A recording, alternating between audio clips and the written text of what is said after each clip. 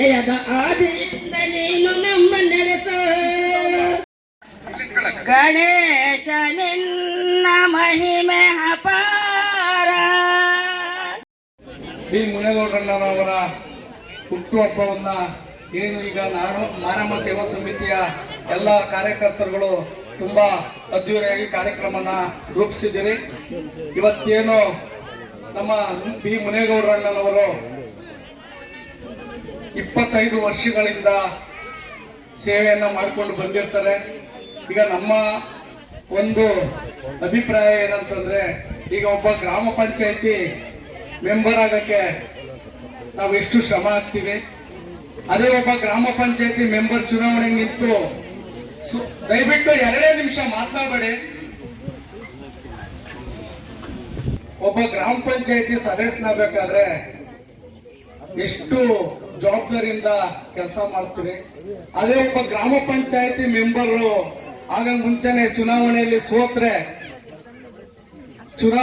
ಸೋತ್ರೆ ಆ ಒಬ್ಬ ಗ್ರಾಮ ಪಂಚಾಯತಿ ಮೆಂಬರ್ ಆಗೋನಿಗೆ ಎಷ್ಟು ನೋವಾಗ್ತದೆ ಅರ್ಥ ಮಾಡ್ಕೊಳ್ಳಿ.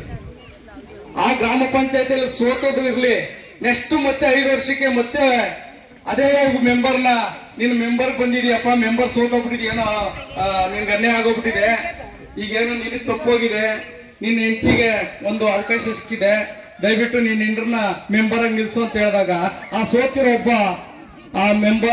ಒಬ್ಬ ಕಾರ್ಯಕರ್ತ ಏನ್ ಹೇಳ್ತಾನೆ ಹೇಳಿ? ಯಾಕಪ್ಪ ನನ್ನ ನಿಲ್ಸ್ಬಿಟ್ಟು ಎಲ್ಲಾರು ಸರಿಯಾಗಿ ಬಹುಮಾನ ಕೊಟ್ಟಿದ್ದೀರಿ, ಇವತ್ತು ನನ್ನ ಹೆಂಡ್ರು ನಿಲ್ಸಕ್ ಬಂದಿದ್ರಿ, ಏನ್ ನನ್ನ ಮನೆ ಮಠ ಹಾಳು ಮಾಡ್ಬೇಕು ಅಂತ ಬಂದಿದ್ದೀರಾ ಅಂತ ಕೇಳ್ತಾರೆ. ಆದ್ರೆ ಇಡೀ 25 ವರ್ಷಗಳಿಂದ ಇಡೀ ದೊಡ್ಡಬಳ್ಳಾಪುರ ತಾಲೂಕಲ್ಲಿ ಪ್ರತಿ ಹಳ್ಳಿಗಳಲ್ಲಿ ದೇವಸ್ಥಾನಗಳಾಗಿರ್ಬೋದು, ನೀರಾಗಿರ್ಬೋದು, ದೇವಸ್ಥಾನಕ್ಕೆ ಏನೇ ಕೆಲಸ ಕಾರ್ಯಗಳನ್ನ ಬಿ ಮುನೇಗೌಡರು ಸೋತ್ರು ಕಾರ್ಯ ಮಾಡ್ತಾ ಇದಾರಲ್ಲ, ಅವರು ಈ 4-5 ಚುನಾವಣೆ ತಾಲೂಕಲ್ಲಿ ಸೋತಿದಾರಲ್ಲ, ಅವ್ರಿಗೆ ಎಷ್ಟು ನೋವಾಗಿರ್ಬೇಕು. ಒಬ್ಬ ಗ್ರಾಮ ಪಂಚಾಯತ್ ನಿಂತಿರಂಗೆ ಎಷ್ಟು ನೋವಾಗ್ತದೆ. ಇಡೀ 5 ವರ್ಷಗಳಿಂದ 15-20 ವರ್ಷಗಳಿಂದ ಸೋತಿರೋರಿಗೆ ಎಷ್ಟು ನೋವಾಗಿರ್ಬೇಕು ಅರ್ಥ ಮಾಡ್ಕೊಳ್ಳಿ.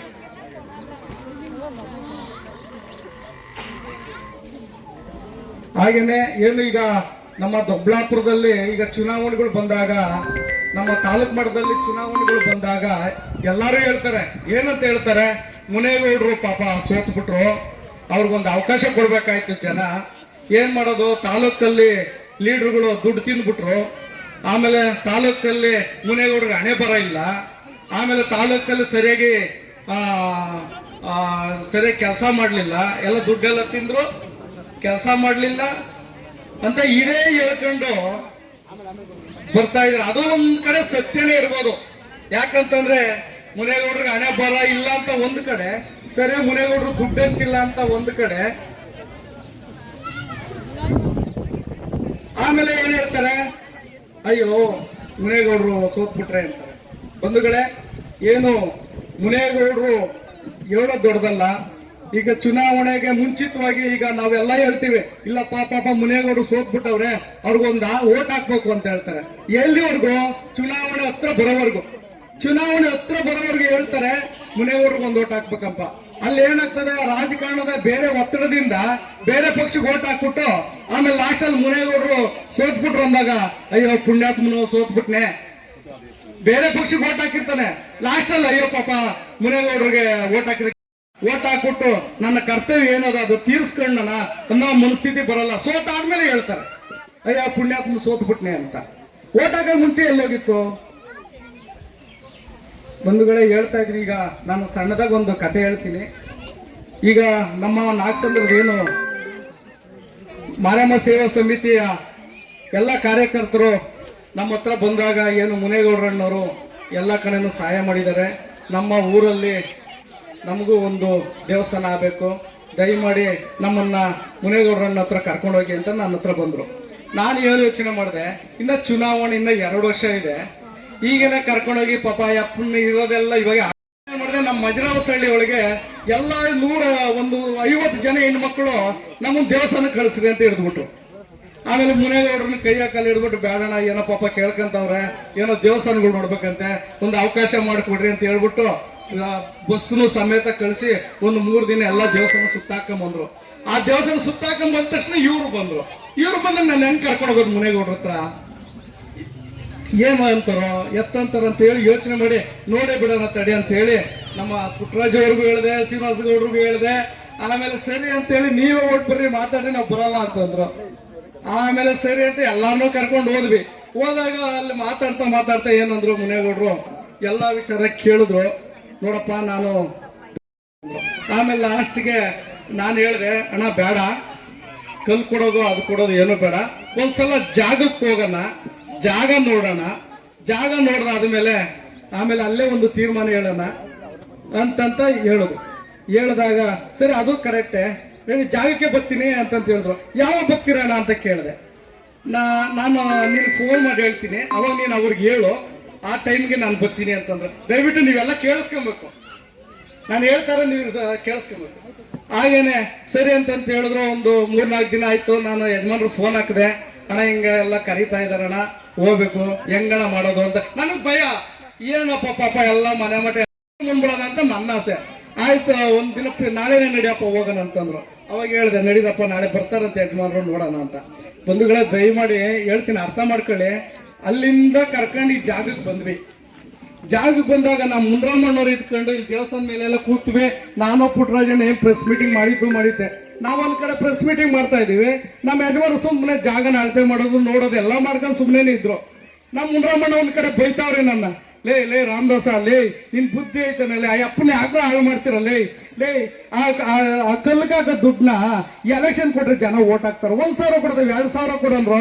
ಏನ್ ಕಲೆ ನಿಮ್ಮ ಯಜಮಾನಪ್ಪನಿಗೆ ಹೇಳಲಿ, ನನ್ಗೆ ಹೇಳಿ ಸಾಕಾಗದಲ್ಲಿ ಹೇಳಲಿ ಅಂತ ಮುಂಡ್ರಾಮಣ್ಣ ಬೈತಾವ್ರೆ. ನಾನು ಮಾತಾಡೋದಾದ್ಮೇಲೆ ಈಗ ಮಾತಾಡದೆ ಎಲ್ಲ ಹೇಳಿದ್ರು ಮುನೇಗೌಡರು ಅವಾಗೂ ಅದೇ ಮಾತು ಹೇಳ್ತಾ ಇದ್ರು.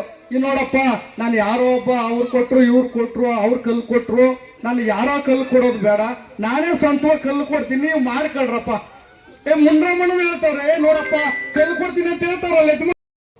ಸೈಲೆಂಟ್ ಆಗಿ ನಿಂತ್ಕೊಂಡು ಆಮೇಲೆ ಅವ್ರಿಗೆ ಅದೇನು ಆ ತಾಯಿ ಒಳಗಡೆ ಸೇರ್ಕೊಂಬಿಟ್ಲೇನಕ್ಕ ನನಗಂತೂ ಗೊತ್ತಿಲ್ಲ. ಆ ಮಾರಮ್ಮ ತಾಯಿ ಅವ್ರ ರೂಪದಲ್ಲಿ ಅವರು ಇದ್ರಲ್ಲಿ ಸೇರ್ಕೊಂಬಿಟ್ಟು ಒಂದೇ ಮಾತಕ್ಕ ಅಂದಿತ್ತು, ನೀವೇನು ತಲೆ ಕೆಡಿಸ್ಕೊಂಬಿಡ್ರಿ, ಅದೇನು ನೀವು ಶಿಲ್ಪಿ ನನಗೆ ಹೇಳ್ತಿದ್ರಲ್ಲ ಆ ಕೆಲಸ ನೀವೇ ಮಾಡಿ, ಸಂಪೂರ್ಣ ದೇವಸ್ಥಾನ ನಾನೇ ಮಾಡಿಸ್ಕೊಡ್ತೀನಿ. ಆ ಹೇಳಿದ ತಕ್ಷಣನೇ ಆಮೇಲೆ ಹೇಳ್ತಿದ್ದಂಗೆ ಅದೇನು ಹಠ ಮಾಡಿದ್ರು ಗೊತ್ತಿಲ್ಲ. ನಮ್ಮ ಎಲ್ಲಾ ಸ್ನೇಹಿತರು ಇದ್ದಾರೆ, ಅದು ಯಾರು ಏನು ಮಾತಾಡ್ಲಿಲ್ಲಕ್ಕ. ದೇವ್ರ ಸತ್ವಲ್ಲಿ ಹೇಳ್ತೀನಿ, ಆ ತಾಯಿ ಆ ಜಾಗದಲ್ಲಿ ಸಂಪೂರ್ಣವಾಗಿದ್ದಾಳೆ. ಆವತ್ತು ಮುನೇಗೌಡ್ರೆಲ್ಲ ಮಾತಾಡಿತ್ತು, ಆ ತಾಯಿನೇ ಆ ಅಪ್ಪನ ಇದ್ರಲ್ಲಿ ಸೇರ್ಕೊಂಡು ಆಯಮ್ಮನೇ ಮಾತನಾಡ್ಸಿರೋದು ಅನ್ಕೊಂಡೆ ನಾನು.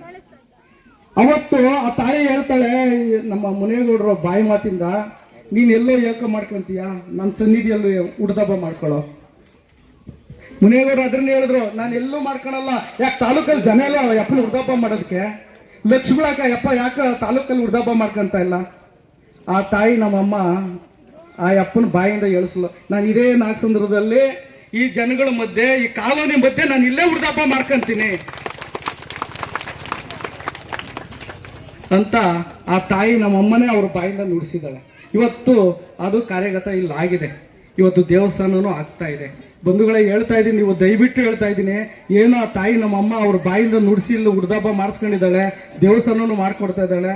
ಏನು ಆ ತಾಯಿ ಅಮ್ಮ ನೀವೆಲ್ಲರೂ ಅರ್ಥ ಮಾಡ್ಕೊಳ್ಳಿ.